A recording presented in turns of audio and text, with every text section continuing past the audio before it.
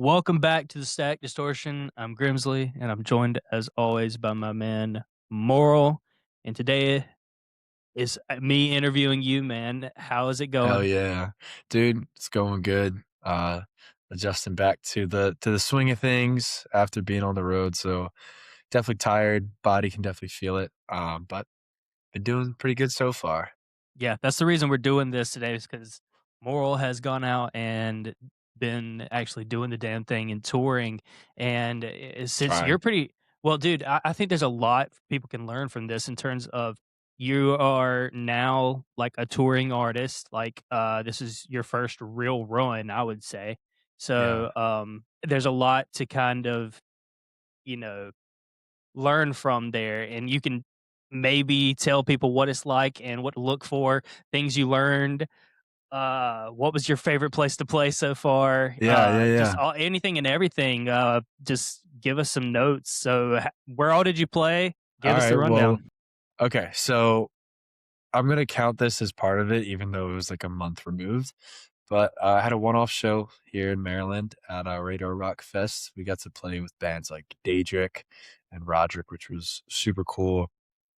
But really where the actual run started was, we got offered to play Gazed and Confused Fest, which was a, like, alternative rock fest down in, Dallas. And surrounding that, they asked us to do or asked me to do, like, support for a headliner on the band through Texas, which was never easy. Uh, so I supported them in Houston and San Antonio. And then on the way back, we hit it off with, one of the booking guys for the band that we supported on the way back to Maryland. So we supported The Missing Piece, in Oklahoma City and Nashville. And, so that was pretty much the run. It was the span of, I would say, a week. So I got down to Dallas to stay with my producer, Harry. Um who lives in Arlington, around March 16th. So 17th was an off day. We're getting our sound check all figured out. Or no, I got down there on the 17th, 18th, got our sound figured out, stuff like that. Packed up the car, headed to Houston for the 19th. That we played Houston on the 19th. And then the next day was San Antonio on the 20th. And the next day was Dallas on the 21st. Off day on Sunday. 23rd was Oklahoma City, 25th was Nashville. So just 5 days, but it was very, close together. So let's get this out of the way first. Yes, I loved it so much, and I want to go back more than anything. I've been trying to get all these phone dude, behind the scenes, I've been trying to get so many phone calls, these booking people to be like, "Hey, let's start working together." Because, dude, I am ready to get a good tour, and I'm ready to get a long tour, man. Like, I really was appreciative of 5 dates and being able to play with such badass bands, but I'm really looking for, like, okay, here's the 15 date support tour. You're gonna support this person for like nationwide. Um, just because I couldn't get enough of it. So let's get the good thing out of the way first. Is just like I dreamed of doing this since I was a 14-year-old kid, probably earlier. I saw a video of me at the American Idol experience when I was 8 in Disney World singing Neo. I looked back on that video before even going like on the plane going out to this run, and I was like, I wish he could see me, but I wish, the 15 to 18-year-old me who had so much self-doubt and was just making music for expression and, got shat on a lot for it, could see what I was doing now, and I should just tell him it was worth it because that was something that was it was a very emotional process for me. When you're doing it, you're not really processing it, but it's, like, right after. So, like, as soon as I got home as soon as I stepped off the plane, I could feel something, and once I got to the comfort of just being by myself, which I haven't been for the last 2 weeks, that's when it really hit me for sure. Um, so yeah, but, like, all in all, when people ask, like, "Well, what's the first tour like?" It's like, "Dude, it's so much fun." There's a lot of stressors, but all in all, like, I just wanna go back. But I can definitely get into the negatives, or not the negatives, but, like, what people don't see, I guess. Yeah, Um I mean, I'm so happy that the tour went well. I was there and played with you for one of the dates there in here in Yeah, yeah, Nashville. I yeah. played guitar for you, which we'll get into later. But I am genuinely curious what all you learned, because I mean, of course, some things went wrong. Something is going to go wrong Every at some time, point, if not every single always. time, yeah. So, what are some things that you learned that you're gonna take away and things that you could pass down to somebody who's never toured that is might be thinking about it? Because I would Yeah, bet that, a lot of the other people that maybe take a listen to this are up and coming artists themselves. sure. I'm still learning everything as I go. Mind you, I'm 22. Uh, as old as I feel, it's still pretty young in this world, and there's a lot of stuff I don't know that goes over my head with sound and everything. I don't want to make this anything seem like this was negative because I'm beyond blessed to be able to even get on the road to begin with. Like that's an opportunity that not many people get. I'm Um, not trying to make it negative, I'm just no, no, no. saying, what did you I think learn? I thought I was, so that's what I No, was no, no, saying. no, no. Here some learning curves, some learning curves. This is something I already knew, but it was reinstated into me that like when you're going on tour, if you're a solo artist, if you're a band, if you're going into a band, if you're assembling a band, make sure those people, yes, they're good at their instruments, cool. That should be a given. But secondly, you mesh with them as a person. You could be around them for hours on end and it's fine. Like your shadows are friends. You guys can be tight and they understand you as a person, you understand them as a person because you're around the same people 24 hours on end pretty much for an entire week and a half. And that's something that can be challenging for people. Like I know myself personally, I love the guys that I was on tour with. Um I mean, shit, I live with one. But like these are Shout some of out my Luke. yeah, shout out Luke. But these are some of my best buds. Like I can fully be myself. I don't have to put on like a PR face or an artist face or whatever. I can just be Sean. I can be myself. And for someone, I'm sure a lot of people can relate with this. Like I really like to do my own thing a lot of the time. Like I could be by myself all day and be completely content. It's just how I have been my entire life. So know that you're not going to get a lot of personal time. So when you do, like use it well and collect your thoughts. Um, another thing I learned, go into it with the best sound you can. This was my first time using a new sound system. So we tried out an X32. Didn't try it out, like, we that's what we use. It was a lot of money, but invest in your sound. Don't just hit the road freeballing it because then you have to worry about the venue a lot, which you normally do, but for us, I invested in the sound system where I know I could feel more confident. I had vocals and mixed vocals in my ear and tracks, and all my bandmates were comfortable with what they were hearing. I was dealing with technical difficulties just for the fact that there was still some stuff we didn't figure out with just what was going on in my ears, but to the crowd, they couldn't tell. That being said, I would say always invest in your live performance because technical difficulties cause stress. Stress causes low confidence. Low confidence causes a bad performance. When I am having no low confidence, when there's good sound in my ear and I'm confident, I'm hitting way higher notes than I'm used to because I'm just feeling the energy.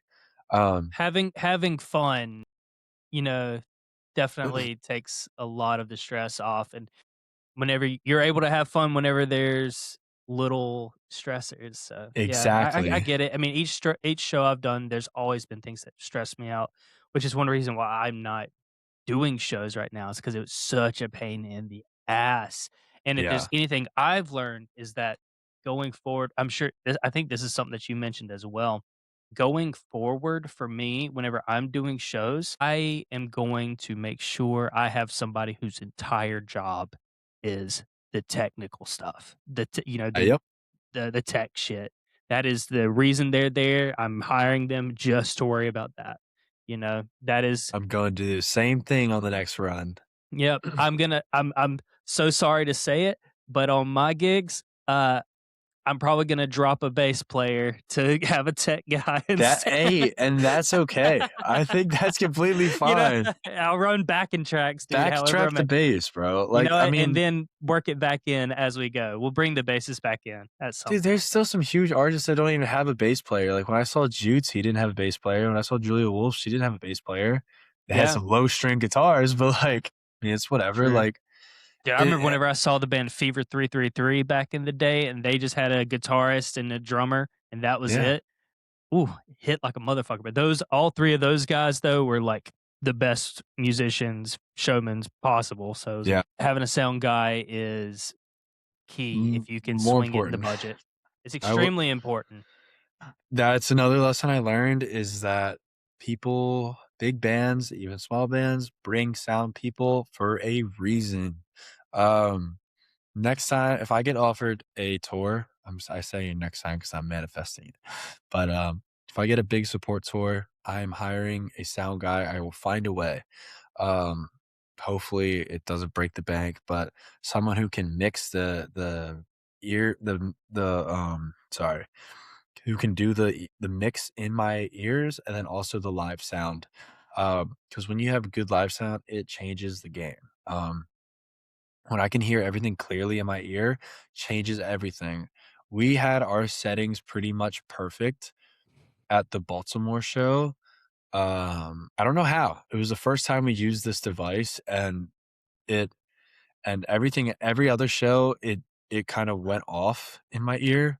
So for some reason, the first day we used it, it was the most perfect day. I had no distortion in my ear, which I was something I was dealing with the whole time, and we had really good front of house effects on the mic as well that just blended really well, and as soon as I heard everything, my confidence went from here to here, like, all the way up, and it was honestly the most comfortable I ever felt on a stage, and dude, I was taking risks. I was belting, trying to do my best Brendan Urie impression, and it was working because like, I could hear everything perfectly, and I'm the type to get very nervous before a set a lot of times. I get in my head and I beat myself up about stuff very easily. I overthink a lot, but my one thing I learned, and anyone who is getting into just playing shows in general or just about a tour, take 10 to 15 minutes of silence before you're supposed to go on. If you're line checking, obviously it's harder, so just prep around there. Um, but take some moments of silence, go back on your phone, go see like little pictures of you as a little kid making music, or go back to kind of like times on your phone where you were sad before or like in your feelings about certain things or doubting yourself. And then fast forward to the present and tell yourself, hey, I brought myself here. No one's brought me here. I've done it myself. And let that take over and realize that you're playing a show and there's people there to watch you.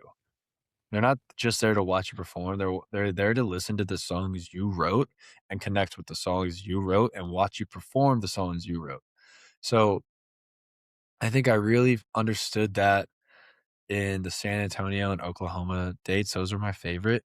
Not saying the other cities weren't good because they were, but I felt very light on both those days because one, I saw that there were people fully there for me, and there were others like that in other cities, but for there it was overwhelming for me. And two, like, I took those moments of silence. Obviously, I did my vocal warm-ups. Singers do that. Um, but I took that moment of silence and one of the media guys for Oklahoma, Will Dahmers, shout out Will. He noticed it. He grabbed my shoulders. He's like, "Get out of your head." He said, "People like it's not going to help you at all. This is you're about to play a show and you're going to kill her." Or something. He said something along the lines of that, and that helped me out a lot. It's just tell yourself where you are. Like, don't treat it like work. Even though, like, yeah, it's kind of your job to go play a good show, but there's guaranteed heads there to watch you. Dude, get hyped up about that. I used to be a kid. I still am that guy that's performing songs in my shower, acting like there's a huge crowd out there. But now you have an opportunity to play your songs for that crowd and people who might know it. That's my best advice is like lock in and maybe don't even lock in. Just get excited, get fun, jump around. Like I was jumping around like I had like crazy energy before. I was getting amped up like it was a pregame, and that helped me out. When you get out of your head and you go back to like goofiness, dude, it's the best. And if you're a vocalist, warm up 30 minutes ahead of time. Get those pipes rolling. I'm sorry, I'm totally just going fast through this learning stuff, but I'm just No, talking as dude. I've heard it. But I'm that I'm I'm happy to hear you talking, and I mean, these are things that people really need to know. And I agree with you on a lot of this. I mean, in the shows that I've done, getting in my head has been something I've struggled with most shows. yeah, Going in there because I've always went up there with very little confidence. Always had terrible sound, but does come a time whenever things just have to be good enough. You have to just yep, work with what you have and say, "This is just what it is." Put on a performance because there's a lot of times where those people who do did come out to see you, as long as they see that you're giving your all, they almost forget that it sounds shitty. You know, there. I mean, yeah, there comes a point where it is really fucking bad, but um, I think for the most part, them seeing you have fun and enjoying yourself and giving them what they came to see, then that's awesome. I mean, do the best you can, yeah, but then there's also some venues, like, whenever you're first starting out, man, the crowd's got to have the right expectations of sound at some of these shit places. yeah. That's Especially these just dive run of bars, the mill. yeah. These dive bars are just not gonna be good, things are gonna be wrong, things are gonna happen, and on top of that, if you're having a good time and then the few people that are there to see you are having a good time, it can influence the other people around them who are just there to either hang out or there to see the headliner, you know? Seeing other people having a good time really gets the vibes going, and you're the start of that. You're the vibe maker. They're gonna follow you. If they see you're in your head and you're frustrated on stage, you gotta Yeah, chill out because they're gonna have a terrible time. They are a reflection of you. You yeah. know, That's you definitely gotta. one error I made. For some of the dates where I was dealing with sound issues, I just learned to roll with the punches, man. Like, when in doubt, the show must go on. I don't care if Yes, your ears cut out. I don't care if something cut out. You just keep rolling, and we have a funny story about that too. But I think the one time I let it visibly show is when I was in Dallas. Like uh, dealing with a little bit of sound issues, and I made obviously the mistake of being like visibly upset. Because when in doubt, a lot of times when there it sounds bad to you, sometimes it doesn't sound as bad to the people out there. When in doubt, you give your performance. Like, if this cuts out, okay, fuck it. You gotta go. If you look visibly upset, then it's not gonna be a show. They came for a show, you give them a show. Uh, absolutely. and you gotta roll with it. And then the more you hyperfixate on sounding bad, the more you are gonna sound bad. So snap out of it and fucking get to it. That's what I wish somebody did to me at the Dallas show when I was being all whiny. I wish somebody grabbed me and be like, "Yo, shut up, fucking perform." I like, Yeah. yeah, because The that's just kind of what you need. I'll say this. This is the one thing you don't want, and just from my personal experience, and I hope that you never deal with this. Maybe you will at some point, dude. But dude, whenever I was there, I was playing a show. I was the headliner. It was here in Nashville. It was a small show, and there was this band that played before us. It was just a couple girls and then a drummer, a guy drummer. Anyway, doesn't really matter. They did like some hard rock type stuff. They were fine, whatever. But dude, they watched me play live. They stayed and they watched, and they were actively like, anytime I'd mess up, they were actively, like, pointing and laughing at me and, Oh, like, what the doing all this hell? stuff, dude. These girls, they sucked, to be fair, and they were there not promoting their music, but giving out their OnlyFans information Oh, Jesus. around the dude, that ruined the whole mood for me. That's the worst mood I've ever been in for a show. My guitar, they couldn't figure out how to get my line 6 through the fucking speakers and the house speakers. It was a whole fucking mess. I had a microphone cable that was like only 6 feet long, and that's not long. Uh, It's not long at all. so I'm telling you, that was the worst show experience I've ever had, and it definitely made me so fucking mad. So don't also you gotta, I guess, just don't let people ruin your fucking vibe. But I was so fucking pissed. And then after the show, I felt like the biggest piece of shit because there was this dude who drove 4 hours to come just to see me and bought $180 worth of merch. You Holy know, shit. yes, by himself, and he still had a great time and just wanted to sit there and talk to me. He still had a good time, and I felt like shit because I didn't give just him the show he deserved, you know? So, you Well, gotta, to like, him, he got remember the that. for him, he He got the that he got the show. he I mean, did that's get the I show, but I felt terrible.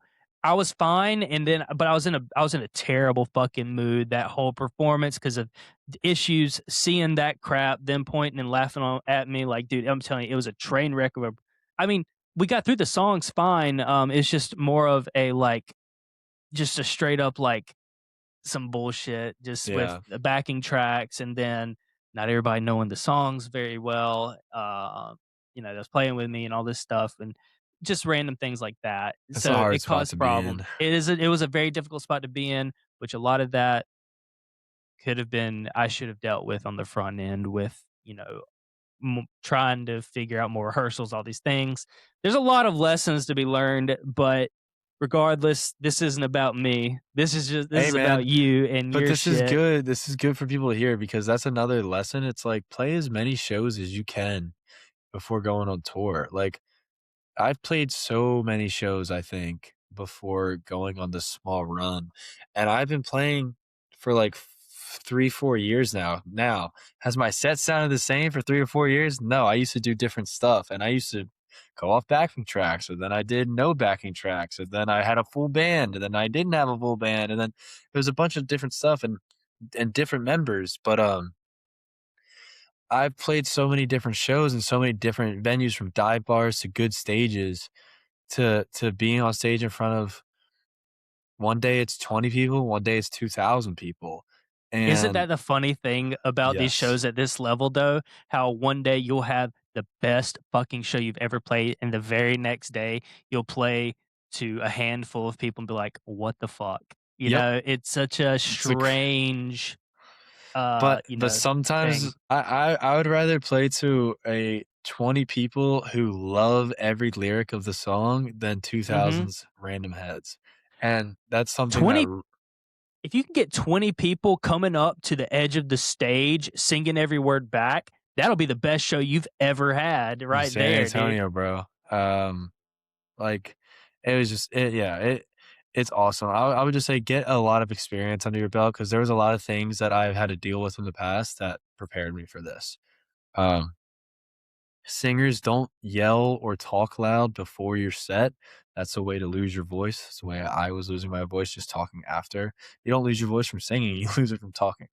But anyways, I wanna get back to the actual details of this tour and the Yeah. shit I enjoyed. Because if people are checking in for that, I know, like, artists, like, it's important to learn about what you learn and shit, but I also want to give thanks to the people who were at the cities, if they do listen. Starting off, Houston was super cool. Most of the crowd there was for Never Easy, but we did have some people. Shout out the teachers. Shout out my DJ bro. There was some cool people there I got to meet. Like every city I went to had OG fans there for me and just fans there just to see me. And they didn't even know the other bands. And I was like, I didn't think that was gonna happen, especially in smaller cities like Oklahoma, but it did. And that gave me a realization that, hey, maybe I am doing something right. Maybe I maybe all the second guessing I always do every hour of every day that I'm not doing enough, maybe I am taking the right steps independently. But my favorite show of the whole run was San Antonio. I'm gonna give this whole rundown of San Antonio because it was one of the best nights of my life. Um, so we drive all the way from Houston. I think it was 4 hours, potentially, I don't know. Texas is never ending. We get to San Antonio. I'm like, all right, Houston felt cool, whatever. We played the Paper Tiger, and the Paper Tiger is has a small venue, a smaller one, and a larger room. It's connected, and there's connected by like an outdoor bar. We pull up, and the hardcore band Crowbar is playing. Oh geez. Like, I'm like, holy fuck, Crowbar's playing the big size venue? Scary looking dudes, by the way. Very nice. But so I was like, oh, hey, am I loading in here? And they were like, no, it's on the other side. I was like, okay. Like, I was like all nervous and shit. Put my tail between my legs.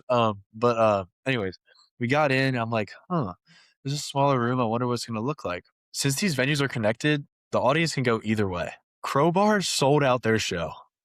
Never easy. And us, this room was sold out too. So there was just people flowing in, new faces. But the people in San Antonio were so nice. I didn't have one bad interaction with anybody. They were so warm and welcoming. But I had the most people there for me I have ever seen in any city. Like, and I'm not counting like obviously I'll have a lot of people in Maryland because like friends and family and stuff like that. But like of my supporters from online, San Antonio was insane. Like there's people there, someone who got like the Let Go tattoo on their forearm. There was people I was connecting with that have been listening for so long and asked for certain songs to be played.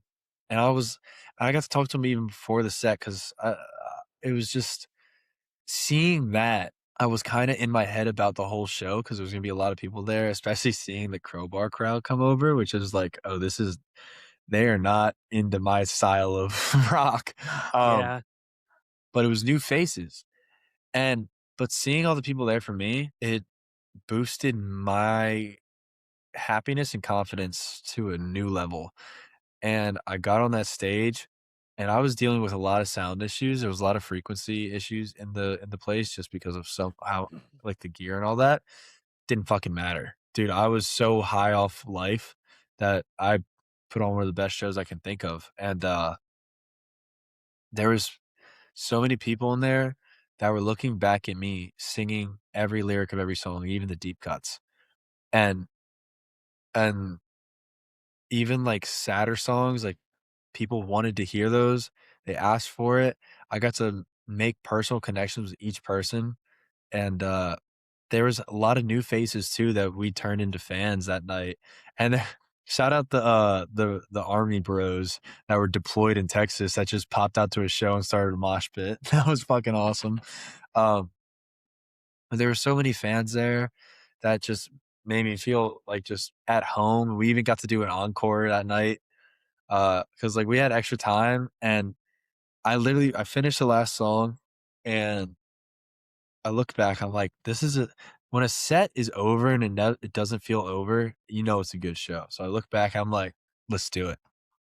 So we rip out "I Took This Too Far," which is an oldie of mine. This is our always our go-to encore that doesn't require any backing tracks, and we just got the whole room jumping, and it was so fun. I got to meet so many people, and I signed a brick for somebody. They're like, "Do you have any, like, things you can sign?" I was like, "No, I'm just selling shirts." So I picked up a brick off the ground and signed it, gave it to somebody, which I thought was cool. But that was my favorite show. I stuck around. I was so naturally high after that for the longest time, the whole drive home.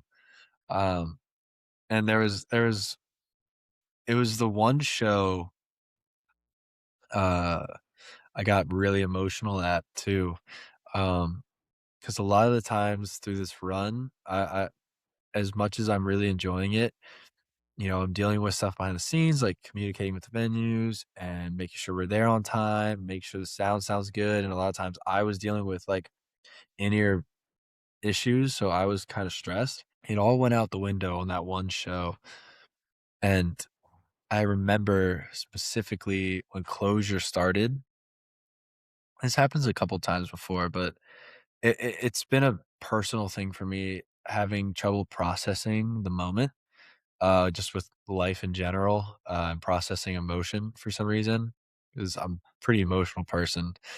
Um, but I was on stage and the intro to Closure starts playing, which is a very personal song to me, And I'm looking out and people have their phone lights up, and I see people who are just, like, letting go of emotion, like, physically, I can kinda, like, see that. I can see kinda what I saw them doing is what I do at shows I like to go to, and I think it just hit me. I looked around, I saw all these people just tuned in that were there for me and that knew the songs, and I got ran down every inch of my body with goosebumps.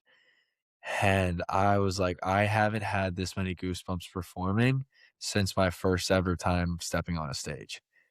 And I couldn't even sing the first verse. I choked. There's a video of me choking up. I saw it because I was so like happy with tears. And the song was so fun to play. I just got into it. And that was very cathartic, I would say, for me. That date in particular. And just like you were saying, right the next day, you go from the best show of your life to to the worst. I wouldn't say Dallas was the worst, but I dealt with a lot of issues. I had to cut the set a lot. So the people that were there, I got to talk to some of the people who were there for me, but I was sad because I couldn't give them the show that I wanted to give them.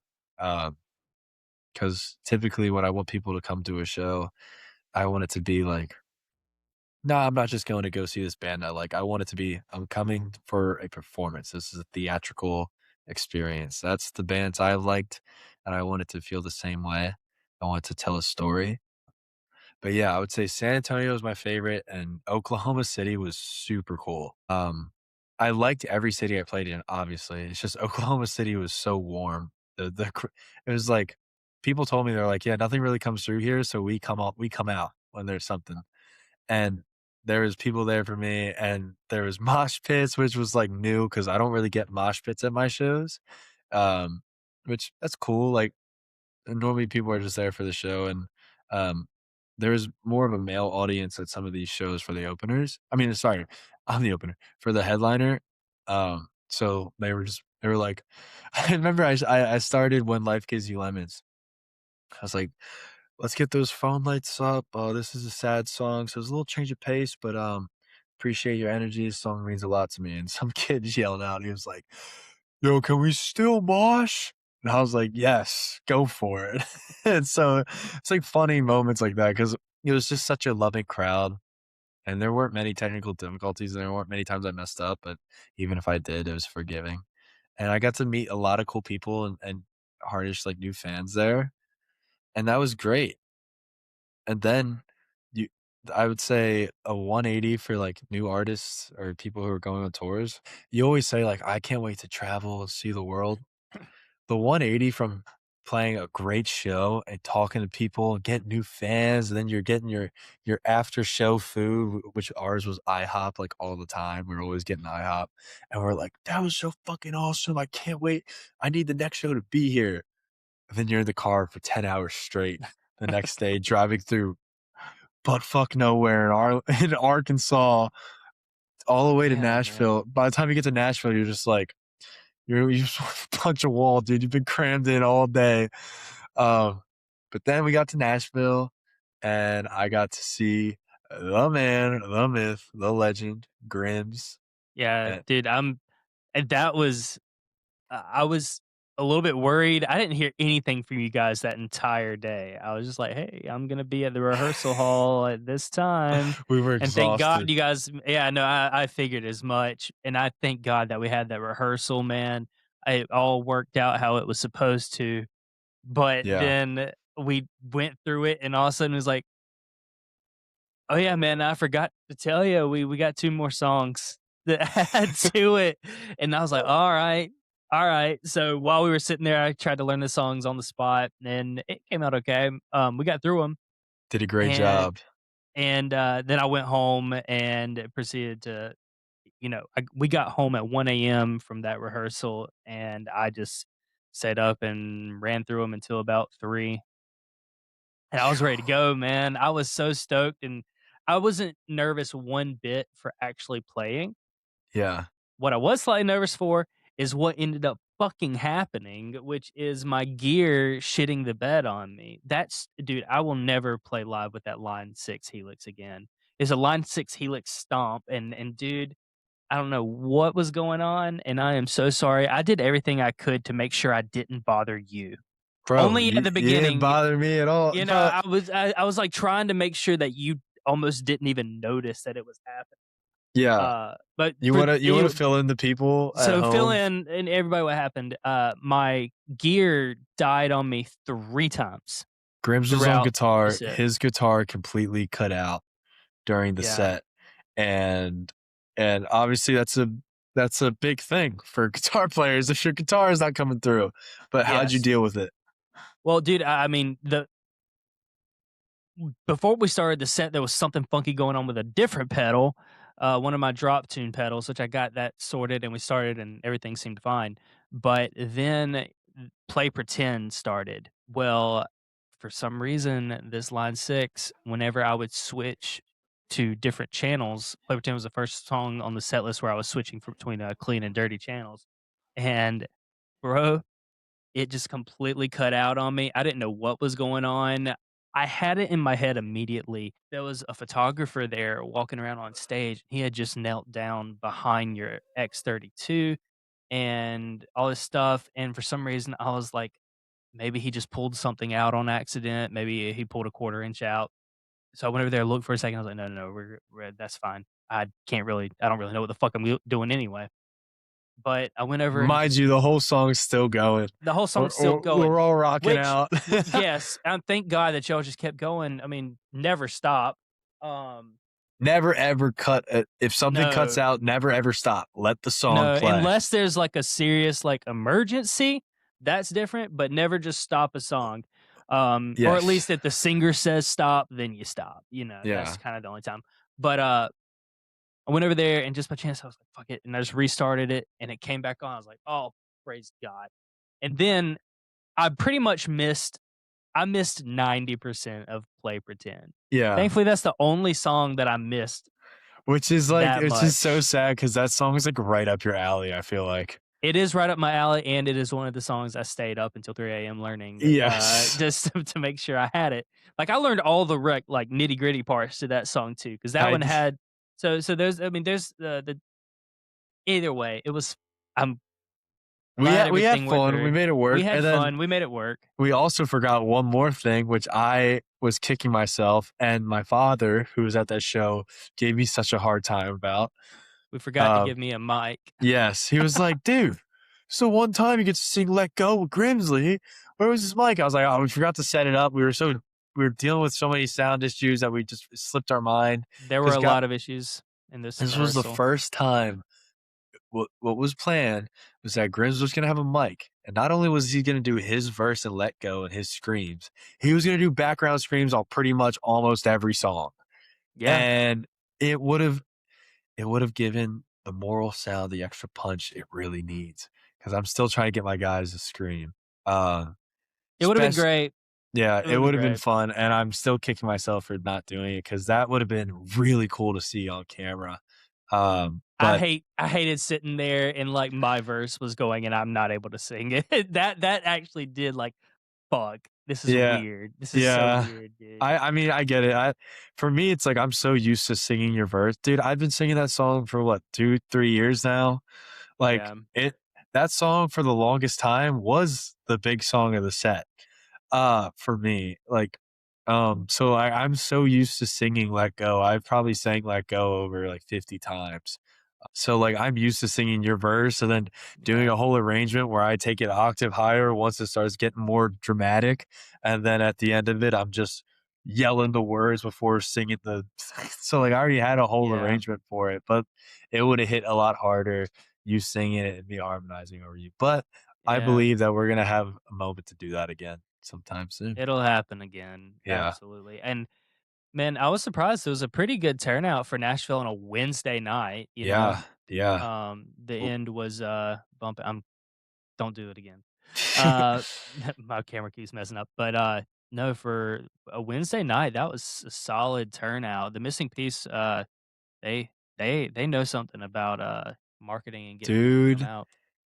they are such chill people. Like, I talked to some of the members before because they're also from Maryland, and, it was kinda like a full circle moment because like, I saw them play here last year, and I was talking to him. I was like, "Oh shit, yeah, yeah, yeah, we do know each other."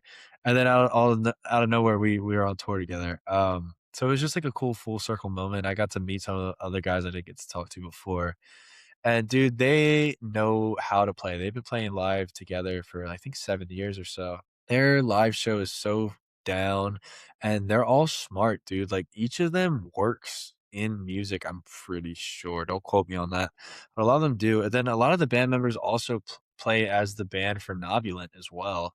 Um, so they're like they're live pros, and they also are geniuses at marketing their shows. Like they've had people at every city, and I saw their Instagram ads. They know what they're doing, and I definitely wanted to pick their brains on that. Um, but I can't thank them enough for being so warm and welcoming and bringing me along because it was super fun. And shout out Laz because me and him are gonna cook up some music soon, which will be cool. But, yeah, it was super cool, and especially Nashville, like, there was a lot of people there too, and I mean, I had people there for me that just heard I was playing, so I was super hyped about that, and then the homie Shy Eye was there, I finally got to meet her, which was super cool because 'cause I've watched her just go from here to just blow up. And I got to meet more like music, like cool music people as well. And just I stayed 2 extra days in Nashville to do Nashville or just see things. Mind you, I was exhausted, so I couldn't really do Nashville. I did Broadway and stuff like that. Not really my vibe. I'm kind of a homebody unless it's going to a concert. But I Yeah. had fun. I had fun with the people I was there with, and I would do it all over again. And so all in all, the tour was amazing, and I'm just praying for the day I can do it again because hopefully soon. I'm hoping I can land something that's for like end of summer or in the fall. That would be ideal. Just hoping to land with a booking person soon. Why is my computer not fucking plugged in? That's what I'm wondering. Okay, sorry. We're good. Don't want to die Man, on you. well, I hope you get this tour lined up shortly. I hope you get a really solid support act, or support spot for somebody going on, I'm something eyeing that bigger like Julia that. Wolf tour, dude. I'm eyeing it. I doubt I'll get that. There's no Hey, that way. would be really cool, dude. That would be really cool. Really cool. Man, Yeah, dude, and then hopefully I can Jesus. have you on it too. If all is well and if all is affordable. There's Yeah. a lot of behind the scenes shit setting up a tour that people don't see. Like, it's so easy in your comments because you've gotten this plenty of times where people are like, come to Denver, come to California, come to blah blah blah. And you're like, "I'd love to. Yes, I'll be there." When in doubt, I always say, "It'll happen." But, Mhm. you need someone to book your entire tour for you. You need to make sure you have a way to fund the tour. Can you fund where you stay? Can you fund your travel? Are you taking a van or are you crawling in a car? Can you pay your band? Can you pay your sound guy? Do you have a touring manager to handle all the talking between the venues and your guaranteed payouts? And then also, do you have support to make sure, oh, you're gonna open for these people because you can't just go a venue's not just gonna take a gamble on you from the start. So there's a lot of like behind the scenes stuff that like surface level like music listeners don't really like understand. Like a lot of their favorite bands obviously have people to do this for them. So like that's been my thing. I'm trying to find a booking person and hopefully by the next time we're filming, that won't be a thing anymore. Hey, man, it'll be a thing for you. You'll get it. It'll man, booking shows was a pain in my ass. I had gotten a booking agent for the few shows I had did, which is it wasn't like anything super serious, but it was little boutique service that really worked for me. There's different methods of going about it. I don't like being the one that's got to talk directly with the point at the venue. I hate I it. hated that so much.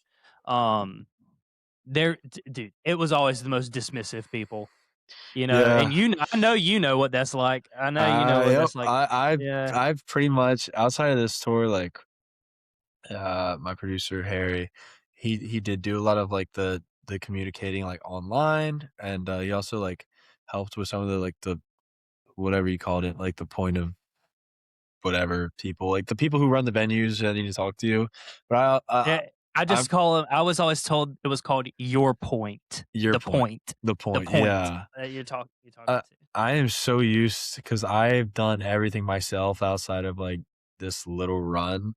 Like every show I've ever played, half of them I probably booked. Like I did a thing for a long time where I would tell a local venue, "Hey, I can sell X amount of tickets. You should let me put on a show." And of course, they're gonna let you put on a show. And I would book people. I'd be like, "Yo, I have I have this venue on this date. We'd love to get you on and build out a bill." And I would get people to play a show, and then I would put myself on that show so I could open for that person. And that is how I met Grims. That is how I played with, that's how I met Zerul. That's how I played with hella talented bands that I'm good friends with here in Maryland. Shout out Bliss House. Shout out Paper Lanterns. It's how I met other people. Like sometimes you gotta force your foot in the door. And if I didn't have somebody booking shows for me, fuck it, I'm gonna do it. I don't have somebody managing me, fuck it, I will talk to everybody. And I'm glad I don't really have to Yep, do much of that anymore. For certain conversations as an artist, I still prefer to have those because I think I have my best interest and know what I want the most. I have, like, my entire vision, but, like, when you have someone who's really is down to go to bat for you that you can trust and they can have all the conversations for you, it allows you as an artist to fully focus on performing and your health. Is your health good for the show? Is your mental good? Cool. Now you can just focus on performing and then talking to your fans after. When you don't have to do the business stuff on your end, it makes it a lot easier on the brain to be able to just focus on the show, which is probably part of the reason I was saying I was in my head about stuff earlier, because it's very easy to get stressed is because you have to talk to a lot of people. So when you don't actually have to do that and you can just focus on, we're going to put on a great show. I can't wait. It's a lot easier. So that would be another thing I learned is make sure you have someone who can do the talking for you, who knows their shit and will rep you. So absolutely. Uh, did you learn anything about guarantees or door or anything like that that you can get into?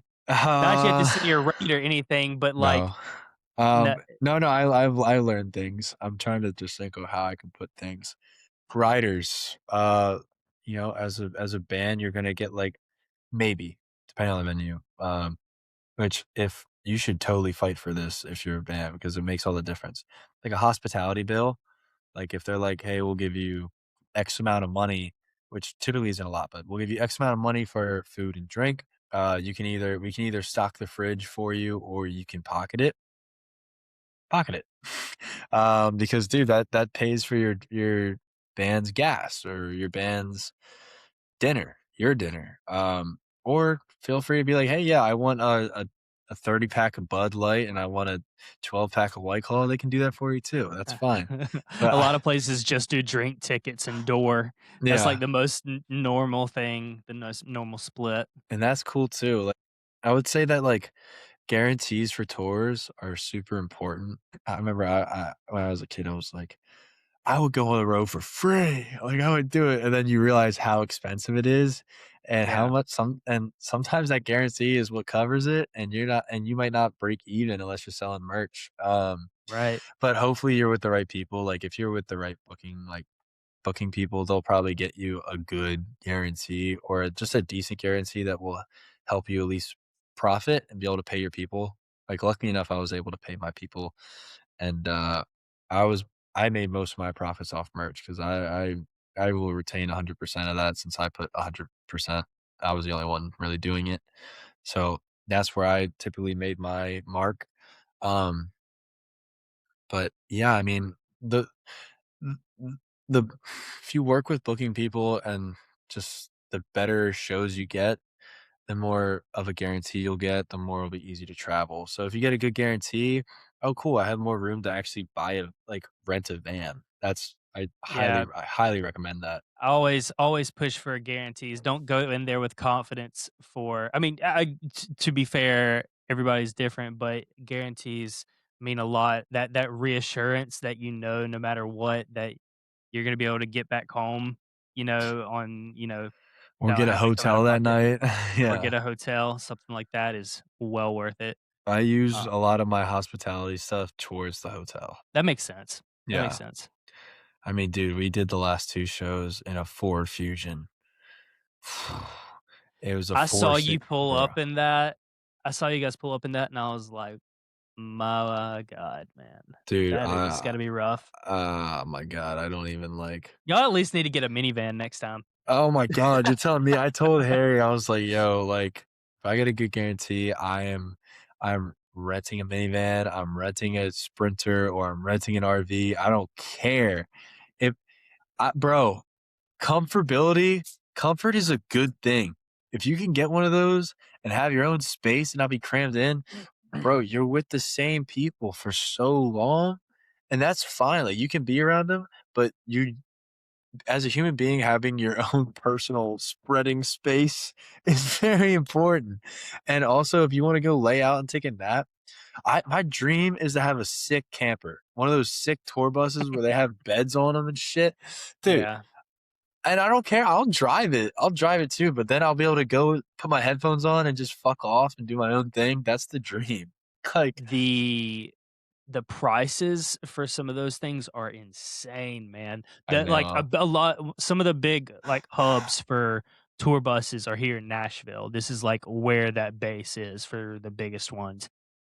There are a lot of them for like the standard like big tour buses. It's like up to 40,000 a day. Fuck. Yeah, dude, I'm not even kidding. Like it gets really crazy. Now, of course, there's levels to this shit. And I don't know all the details around it, but I do know that it is not cheap at all. You'll find, like, a busted ass RV. That's really what most people go to, is doing that. They get an RV to buy and I would do it that totally do way. that. Even, like, a Sprinter van, I would do that, but, like, a busted ass RV, dude, that's enough space to put my gear in and sleep, And whatever. I will say the one thing that's problem with the big problem with RVs is that there's something always broken on them. Yeah, Always. yeah. Dude, it is such a weird game how, sometimes you just gotta take the hit. I think probably your 15 passenger white panel van is like, hate to say it, probably the go-to move for a lot of Oh, no, that I'm stuff. I'm that's way better than than a small car, so Yeah, dude, that's a long ride. oh, At least fuck. it was only for 2 shows though. Thank you God that you guys didn't have like It was the 2 ten-hour weeks worth of drive. shows doing that. It was a Yeah. 10-hour drive. I We at will least say we had though, a SUV most for the other show. from what I understand, like, you try to kinda keep the shows within a 7-hour driving distance, Yeah, you know? typically. Yeah, you Yeah. typically they're typically not far off, like, farthest we drove was 10 hours from Oklahoma to Nashville, but, like, Houston to San Antonio or Oklahoma to wherever, like, I think Dallas to Oklahoma, it was, like, 2 hours, 3 hours. It wasn't bad at all, like, I would totally do an East Coast run, bro. Like, I say all this like, "Oh my god, 10 hours," but fucking I would do that again tomorrow. I would drive if I had to play 3 shows in Florida tomorrow, I would go right now. Like, I don't care. Hey, it'll happen. Those offers will come soon. You gotta keep cranking out tunes, bruh. I'm ready. I'm ready. I got so much coming. It's not even funny. Good. Good, good, good. Well, dude, any last thoughts? I'm incredibly thankful to be able to hit the road. I mean, it's always been my lifelong dream. And shout out everybody that was there. Shout out everybody who will be there. If there's any artists who are listening, uh, big or small, feel free to DM me on Instagram, moral official underscore. And I'm pretty active. I try to be, especially for like newcomers. And if you have any questions that are further, I would love to answer them and just help out. Because I wish somebody would was there to help me out as well. So yeah, that's what I got. And expect big things. And Big things coming. big things are coming, dude. Yeah. So, that's all I got. Alright, man. Well, dude, this was fun. I'm stoked it went well. Uh, Yeah. hey, we're gonna keep these things coming out as much as possible, so we Tune appreciate you in. guys, Wake and up. we'll see you next time. Peace.